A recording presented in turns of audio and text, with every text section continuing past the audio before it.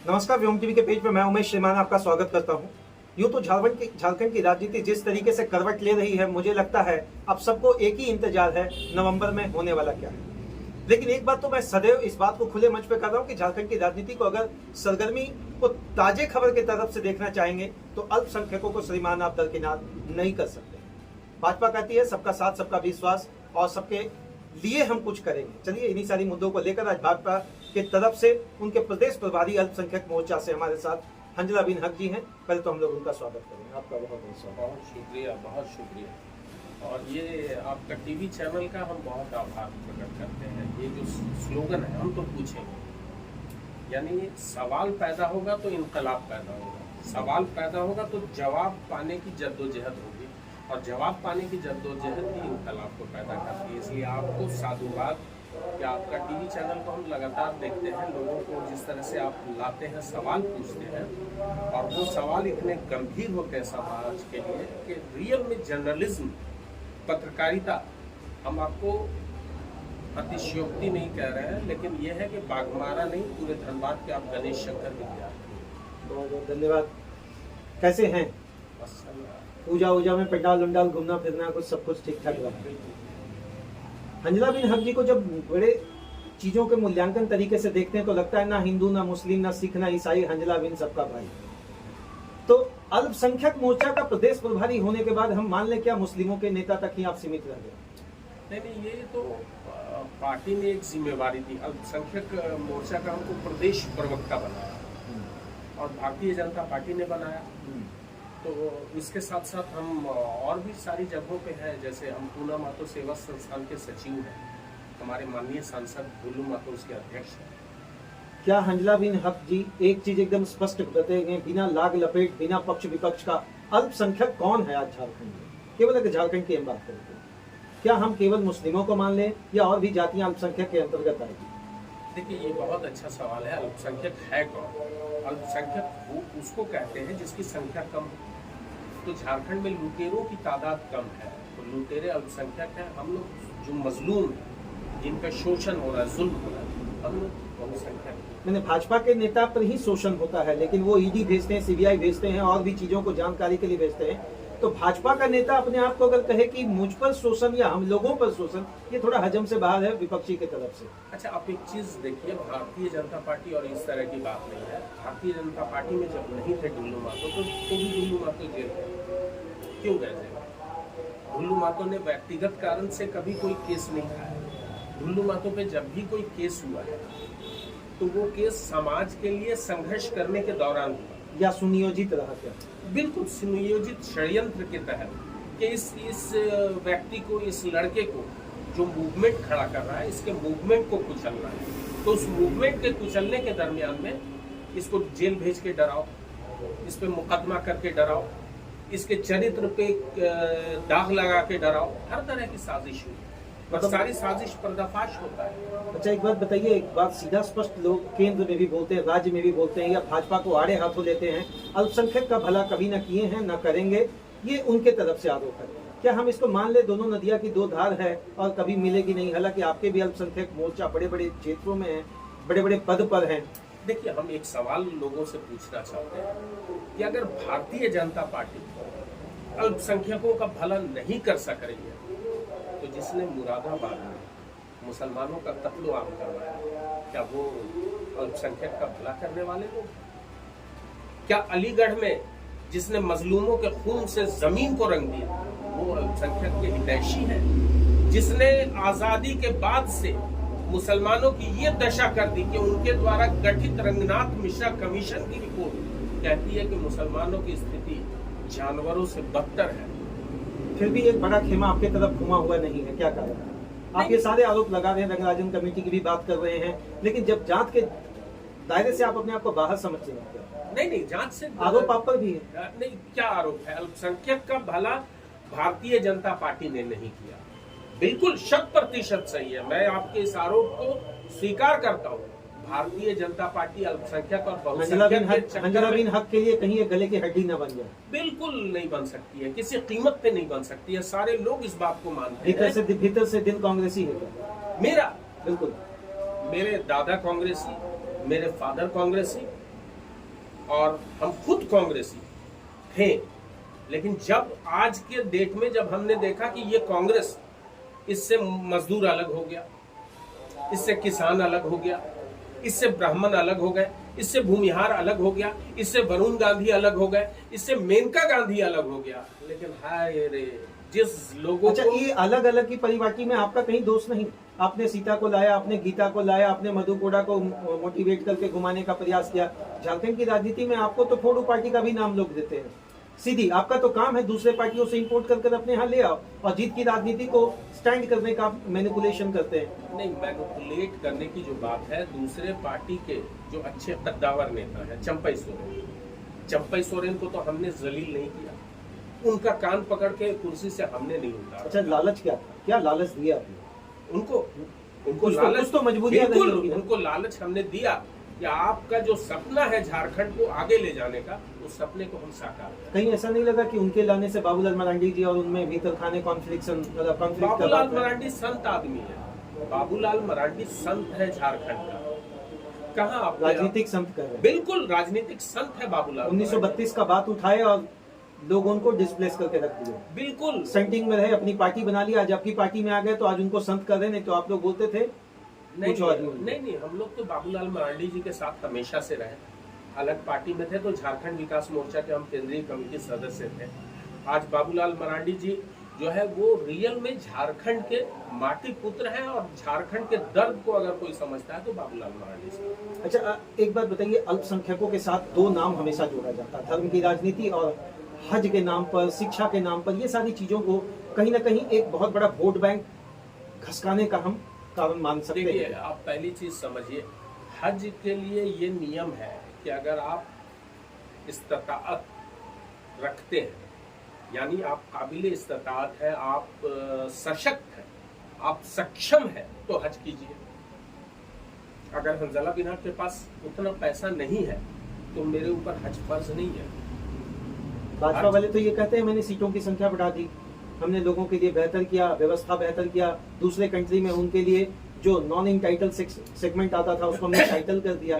तो आपने जब किया तो वोट आपको क्यों नहीं मिल रहा? वही मेरा एक मेजर फैक्टर है, इसको आप लोग समझाने में क्यों असमर्थ है? आज मुसलमान अल्पसंख्यक समाज जो है उसके साथ परेशानी क्या है कि वो उसको छुरी से मोहब्बत हो गई है, उसको चाकू से मोहब्बत हो गई है। जो चाकू उसके गर्दन पे चलती है वो चाकू उसको प्यारा लगता है। अभी वोट है, इस वक्त आप ये स्टेटमेंट रख रहे हैं कि उसे चाकू और छुरी से प्रेम है, कहीं अपनी पार्टी के लिए आप नुकसान तो नहीं करने के लिए बैठे? नहीं, क्या पार्टी के लिए तो हम नहीं बोले, हम बोले कि जो कांग्रेस है वो हमेशा से मुसलमानों को दो तरफा काटी है, दो तरफा बर्बाद की है, इकोनॉमिकली बर्बाद की, एजुकेशन के सेक्टर में मुसलमानों को डैमेज करने वाली कांग्रेस। मुसलमानों के लिए कोई योजना ला के मुसलमानों को खड़ा, रंगनाथ मिश्रा कमीशन से पहले सच्चर कमेटी की रिपोर्ट आई थी। सच्चर कमेटी की रिपोर्ट को इम्प्लीमेंट करने से किसने रोका था? भाजपा रोक रही थी क्या आपको? उस समय आपकी सरकार थी ना? नहीं, उस समय सरकार कांग्रेस की सरकार थी, तो आप विपक्ष में तो आप तो आरोप लगाएंगे। नहीं, उस जमाने में अगर कांग्रेस लाना चाहती किसी बिल को तो ला सकती थी, कांग्रेस क्यों नहीं? ठंडे बस्ते में रख दिया हमने। ठंडे बस्ते में नहीं रख दिया, मुसलमानों को जलील किया, और इस बात को मुसलमान समझ नहीं पा रहे। अच्छा, क्या चाहते हैं मुसलमान आपके साथ खड़े दिखे 2024 का विधानसभा का चुनाव में झारखंड में? हम ये चाहते हैं कि हिंदुस्तान का मुसलमान हिंदुओं के साथ, सिखों के साथ, ईसाइयों के साथ हम लोग सब मिलजुल के, पार्टी पॉलिटिक्स अपनी जगह पे है, लेकिन हमारी जो कल्चर, हमारी जो तहजीब, हमारी जो संस्कृति, गंगा जमनी संस्कृति कौन आग लगा रहा है? कौन इसको तोड़ता है? ये पोलराइजेशन का खेल करता कौन है? भाजपा करती है। सीट लोग विधायक या लोकसभा में सीटों की संख्या बढ़ाते क्यों नहीं है अल्पसंख्यक? यहाँ पर अपनी बात को सीधा एकदम बैकफुट में लेकर आ रहे हैं। चलिए, आप पोलराइजेशन की बात कर रहे हैं, कोई मैनिपुलेट कर रहा है, कोई मैंने ध्रुवीकरण की बात कर रहा है, लेकिन जो फैक्ट है जिसको आप इग्नोर नहीं कर सकते, जब सीट आवंटित किया जाता है आपकी तरफ से, उस समय मुसलमानों की संख्या बिल्कुल नगण्य क्यों है? नहीं, अफसोस की बात है कि आज मुसलमानों की समझ में नहीं आ रहा है कि उसका दोस्त कौन है, दुश्मन कौन है। जिस रोज मुसलमान को ये समझ में आ जाएगा कि उसका दोस्त असल में भारतीय जनता पार्टी है, ओवैसी नहीं है, ओवैसी ओवैसी साहब अच्छे लीडर हैं, हम उनको पसंद करते उनकी हैं। पार्टी MIM की बात करें तो हाँ, वो पार्टी के लेवल पे पहली चीज़ है कि आप हिंदुस्तान में 85% हिंदू हैं, आपकी तादाद बहुत कम है।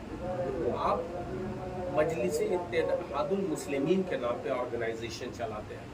काश कि आप मजलिस इत्तेहादुल हिंदुस्तानी के नाम पे ऑर्गेनाइजेशन चलाते तो आप आगे बढ़ सकते हैं। मतलब आपको लगा कि कहीं ना कहीं वो एक पार्टी एक कास्ट को लेकर स्टैंड करके हिंदुस्तान में नहीं चल पाएगा ना, ये हिंदुस्तान में नहीं हो पाएगा, ये उस मुल्क में नहीं। अच्छा, अक्सर विरोधी एक बात कहते हैं लोकतंत्र खतरे में है, तो हंजला बिन हक जी को भी कभी खतरा महसूस हुआ क्या यहाँ? लोकतंत्र किस तरह से खतरे में है?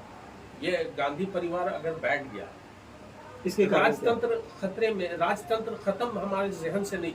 हम लोगों को गुलामी, एक नेताजी सुभाष चंद्र बोस ने कहा था कि हिंदुस्तान अगर आज़ाद होता है तो उसको तुरंत डेमोक्रेटिक स्टेट में नहीं तब्दील करना है, क्योंकि हिंदुस्तान के लोगों को गुलामी सहने की आदत है। हम लोगों को गुलामी से निकल नहीं पाए हैं जहनी तौर पे, दिमागी तौर पे, तो इसलिए उनका कहना था।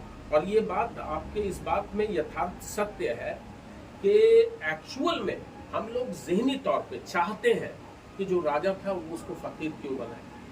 अच्छा, आपका कहना है कि जो राजा है आज वो फकीरी की ओर अग्रसर है, आज जनता उसको नकार दी। लेकिन अभी बीच बीच में जहाँ भी चुनाव हो रहा, आप मान के चलेंगे कि अगर आप दो जगह तो वो भी एक जगह, वो एक जगह तो आप दो जगह, इस तरह का कहीं ना कहीं पॉलिटिकल एजेंडा पार्टी। देखिए ये जो राजनीतिक क्षरण है अप एंड डाउन, ये एक अलग इसकी मतलब ये है, क्या कहते हैं, इसका अलग नजरिया है, देखने का दृष्टिकोण अलग है। तो निश्चित तौर पे ये आप सही कह रहे हैं कि कहीं, लेकिन अभी हरियाणा में तो हमारी पार्टी ने काफ़ी अच्छा प्रदर्शन किया। महंगाई है, सब्जी लेते हैं क्या? कभी पेट्रोल भरा रहे हैं? बिल्कुल। गैस, बिल्कुल। सिलेंडर लेके तो आपके नेता बैठ गए थे 40-45 दिन, उसके बाद अब सिलेंडर लेकर विपक्षी नहीं बैठ रहा तो उनकी गलती है। अच्छा। लेकिन महंगाई वाली बात पर, अच्छा, बेरोजगारी वाली बात पर, वादों वाली बात पर, ये सब पर आप लोग बड़ा बैकफुट टाइप का अपने आप को बहुत बढ़िया ढंग से एक्सपोज नहीं होने दे, इसके लिए कुछ सेंटेंस का माध्यम से आपको रख लेते हैं। नहीं, देखिए एक चीज बता देते हैं, ये 5 लीटर मेरे पास कुछ चीज स्टॉक है, मालिक आप है, और जब हम मालिक बने तो ½ लीटर मेरे पास बचा, तो हमको तो डिस्ट्रीब्यूशन में थोड़ी तकलीफ होगी ना। कितना समय चाहते हैं? कितना समय चाहते हैं? 70 साल बनाम 10 साल 12 साल का जो फ्रीक्वेंसी है उसको? नहीं, देखिए 10 साल 12 साल नहीं, ये जो गैप है जस्ट आज़ादी के बाद से लेके और लगातार 2014 तक का जो गैप है, उस गैप को भरने में काफी वक्त लगेगा सर। अच्छा, लुटेरा कौन? स्पष्ट बिना लाग लपेट का हम जानना चाहेंगे हंजला बिन हक से कि भारतीय राजनीति के अंतर्गत अगर कोष की बात करें, लगातार हम सभी पर बोला जाता 20,000 25,000 हम लोग खर्च करते हैं। लुटेरा सीधा लुटेरा सबसे हम कह रहे हैं, जिनको हमने वोट दिया, जिनको हम मानिंदा बोले, जिनको हमने तख्त पर बिठाया, वो तख्तहीन वाली बात क्यों रखते हैं? अच्छा, एक चीज सर आपको हम बोलेंगे कि आज़ादी के बाद से आप इस चीज को गौर कीजिएगा, काफी दुखदाई लगता है कि भ्रष्टाचार हमारे रोम रोम में समा गया, एक कल्चर बन गया, एक्सेप्टेड कल्चर। आपके शासन में भी रहा, उसको अचानक खत्म नहीं कर सकते, इसको तो रेवोल्यूशन से ही। मैंने ये मान रहे कि राजा ने कहा रात है तो रानी भी कह दी रात है, मंत्री भी कहा रात है तो संतरी भी रात है, और सुबह सुबह की बात है। आपके भी शासन काल में चल रहा? नहीं, हम कम चल रहा, रोक लगाने का प्रयास चल रहा है। अच्छा, हमेशा हेमंत जी ही गलत होते हैं। 1000 बनाम आप 2100 कर दिए, तो ये तो सत्ता में है तो 2500 किए, तो इस पर क्या दिक्कत है? फिर आप लोग देखिए, ये जो रेवड़ी है ये बांटना गलत है मेरे नजरिए से। खाली होगा बिल्कुल, जनता को आप बेवकूफ बना। अरे तो 1,38,000 करोड़ रुपया वापस क्यों नहीं कर देते आप लोग हेमंत जी को? लगातार मांग रहे हैं, खुले मंचों पे मांग रहे हैं, आपसे मांग रहे हैं, भाजपा के मोदी जी से मांग रहे हैं, देश के प्रधानमंत्री से मांग रहे हैं, भैया 1,38 करोड़ दे दो, मैं 2500 रुपया दूंगा। तो अच्छा, क्या दिक्कत है? आप लोगों को मिलता है तो दिया जाए गरीबों को। जब वृद्धा पेंशन मिल सकता है, बेरोजगारी भत्ता मिल सकता है, 2500 मिलने से हंजला बिन हक जी के पार्टी को क्या दिक्कत है? नहीं, अच्छी बात है, तो वो 2500 दे, 5000 दे, लेकिन हर सेक्टर में उसको खर्च करना होगा ना। एजुकेशन की क्या स्थिति है, रोजगार की क्या स्थिति है? आप सिर्फ वादों पे चलेंगे, आप सिर्फ चुनाव को जीतने के लिए एक टेक्निकल प्रोग्राम बनाएंगे? आप एक षड्यंत्र कर रहे हैं जनता के साथ। उसके बाद आप किस तरह से भरपाई करेंगे? और बहुत सारी टेक्निकल प्रॉब्लम। अच्छा, आप लोगों को ऐसा डर है कि अगर इनकेस आप सत्ता में आते हैं तो खाली कोस आपको मिलने जा रहा है? बिल्कुल बिल्कुल बिल्कुल, ये होने वाला है। बहुत बड़ी क्राइसिस डेवलप होगी, और सिर्फ झारखंड में नहीं, इस तरह की रेवड़ी जहां भी बांटी जा रही है, वो स्टेट नहीं, वो डायरेक्ट हमारे देश पे इसका फर्क पड़ेगा। अच्छा, हमारी स्थिति श्रीलंका की तरह होने जा रही झारखंड है। के विकास की बात कम और जेएमएम और हेमंत जी की बात आप लोग ज्यादा किए। पिछले अगर 4 साल का आंकड़ा लगा लिए, उनके पीछे आप लोगों ने जांच बिठा दिया, ईडी को भेज दिया, इवन की कुछ महीनों तक जेल का भी आप लोग ने करवा दिया। उनके तरफ से ये आरोप है। भैया, ऐसा नहीं लगता कि भाजपा विकास की बात करे, जेएमएम की बात कम करे? हम एक पत्रकार से जनता होने के नाते एक सवाल पूछना चाहते हैं। बेदाग है? बिल्कुल आपकी नजर से नहीं, बेदाग है? नहीं, लेकिन ये आप कैसे कहेंगे? न्यायिक प्रक्रिया के अंतर्गत चीजों को लाकर जब रखा गया, राज्यपाल की चिट्ठी में आप लोगों ने रखा, आपके राज्यपाल चिट्ठी नहीं खोले, क्या कारण रहा? राज्यपाल को आप बुलाए कि चिट्ठी देने भेज रहे हैं, राज्यपाल चिट्ठी में बंद रहे, राज्यपाल यहाँ चले गए। देखिए हंजला बिन हक जी, ये बात सही है, कुछ चीजें कड़वी जरूर है, लेकिन ये बात आपको मानना पड़ेगा कि झारखंड की राजनीति को अस्थिर करने का प्रयास आपके द्वारा किया गया। विपक्षी कांग्रेसी कहते हैं, जेएमएम कहते हैं, और भी उनके घटक। कौन कांग्रेस है? कौन कांग्रेस है? कांग्रेस है कौन? ये जलेश्वर महतो कांग्रेस ही है, ये कांग्रेस ही है। जलेश्वर महतो गंगा में स्नान करे, गंगा में कांग्रेस के विरोध में पैदा हुई थी झारखंड मुक्ति मोर्चा। अच्छा, गंगा में स्नान करे मने अपने आप को पवित्र करे, शुद्ध करे, तो बीजेपी में आ जाए ना, बीजेपी में आ जाए, वो ज्यादा पवित्र हो जाएंगे। बिल्कुल आना चाहिए उनको, फिर सारा पाप धुल जाएगा। नहीं, उनको अब देखिए, एक रिजेक्टेड चीज होती है एक्सपायरी, तो उनको रिटायर होना चाहिए पॉलिटिक्स से।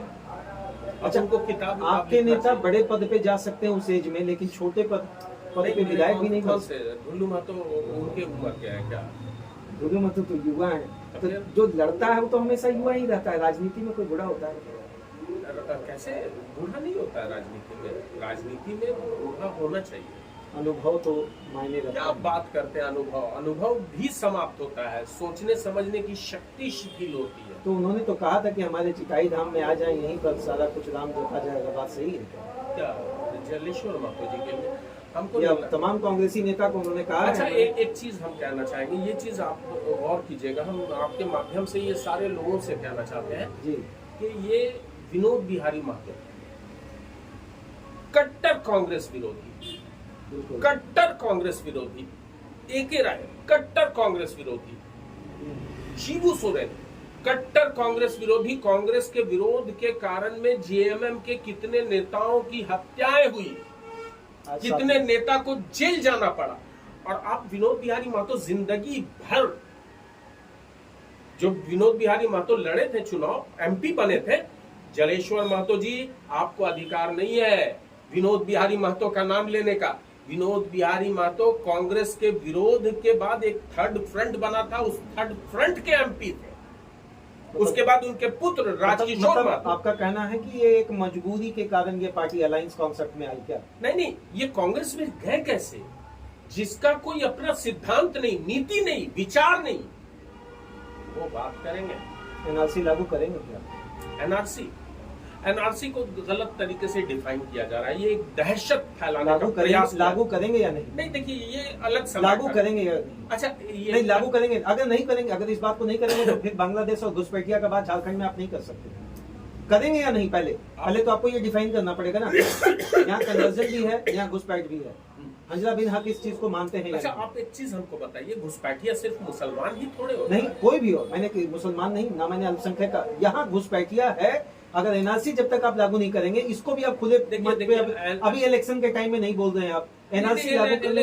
इलेक्शन का वक्त नहीं है, इलेक्शन की बात नहीं है। बात सिर्फ इतनी सी है कि एनआरसी को गलत तरीके से लोगों को समझाया जा रहा है, लोगों के जहन में एनआरसी के प्रति एक भ्रम पैदा। अच्छा, झारखंड का सबसे बड़ा नेता जो इस चीज को ज्यादा मैनिपुलेट करके रख रहे हैं, किस पार्टी की तरफ से? एनआरसी को? हाँ जी, एनआरसी को गलत तरीके से प्रोजेक्ट किया जा रहा है, उसका प्रोजेक्शन गलत है, लोगों को उसको एनआरसी मैंने एंटी भाजपा के जितने भी हैं वो एनआरसी को गलत तरीके से रख रहे हैं, ये हम मानकर चले। हाँ, अच्छा, एक चीज आप बताइए, कैसे विकास करेगा? भाजपा की सरकार बन जाए? बिल्कुल बननी चाहिए। 14-15 साल आपके खाते में रहा, हाथी उड़ाए आप पर आरोप लगा, देखिए, माननीय मुख्यमंत्री आपके हार गए, उनको आपको राज्यपाल बनाना पड़ा, पुनः अभी बात उठ रही है कि फिर से उनको राजनीति में उनका पदार्पण होना है। ये तो ऊपर के नेता संघ है, इस बात को बहुत छोटे। अच्छा, यहाँ आप मान रहे हैं थर्ड विकल्प जयराम महतो का नाम आपने सुना है, जेएलके में पहले जेबीएसएस, फिर जेबीकेएसएस और अभी जेएलके में एक पार्टी बन गई है, चुनाव चिन्ह कैंची मिल गया।